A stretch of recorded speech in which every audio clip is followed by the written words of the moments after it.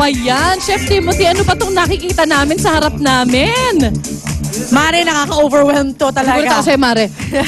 Kala ko umuwi ka na eh. Kasi Mare, pag naamoy ko yung toppings. Oo, winner. I love that. What is this? May pangalan ba to? Fruit parfait pitcher. Ilang tao ang pwede mag-share dito? I think it's good for 30 persons. 20 to 30 persons. Pwedeng 100 people. Ang laki, Mare. Ang lalim niya. Actually. So magkakano yung ganito? It's about 2,200 pesos po. 2,200. Saan ba nabibili to? Sa El Bono Pizza po. It's located at number 61 Scout Rally Street. Oh, malapit lang dito. Discount Opo. Chef Timothy Mag-open kayo na. Opo, grand opening po namin mamaya. Oy, congratulations. Yay, see you later. Teka, ilang kilong ano to? Ilang kilong ice cream to?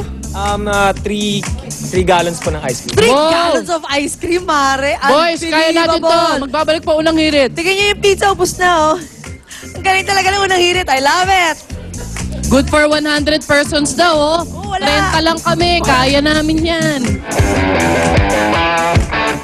Bida ang 4 latest models ng Sony Bravia na ipinakilala sa magarbong Shangri-La's Mactan Resort Spa, Cebu City. Lifelike images with one of the highest picture quality ang highlight feature ng Bravia HX855 series, ang flagship model ng brand. Ang X-Reality Digital Video Processors ang isa sa nagpapaganda ng video with detail and astonishing color. Mapa-internet videos man o 3D viewing in high-definition Blu-ray videos, asahan daw na magandang quality ang matutunghayan ng manonood.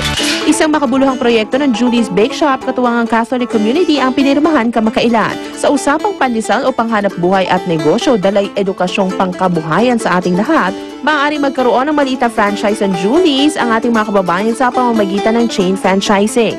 Target ang nasa mahigit na 20 parish community sa Maynila. Sa pamamagitan ng proyekto, magkakaroon ng trabaho at oportunidad para kumita ang ating mga kababayan.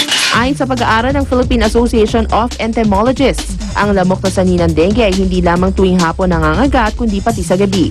Ibig sabihin, maaaring mas maging seryoso ang problema sa naturang sakit kung hindi maiiwasan. Ilan sa dahilan kung bakit nagkakaroon na rin ng insidente na lamok na sanhi ng dengue sa gabi ay dahil sa climate change, widespread travel at mahinang kontrol sa lamok. Upang maiwasan, maaaring pumili ng insect repellent products tulad ng lotion. Ang Green Cross Insect Repellent Lotion na ipinakilala kamakailan ay maaaring makatulong laban sa lamok na sanhi ng dengue. Lunti ang mga bonsai at nakamamanghang living stone sa tinatawag na Suiseki, ang kasalukuyang on display sa Flower Garden ng Quezon City Circle. Ayon sa The Bonsai and Suiseki Alliance of the Philippines Incorporated na namamahala sa aktibidad, hanggang sa ika-14 ng Mayo idaraos ang exhibit. Maaari ring bumili ng bonsai at iba pang klase ng halaman doon.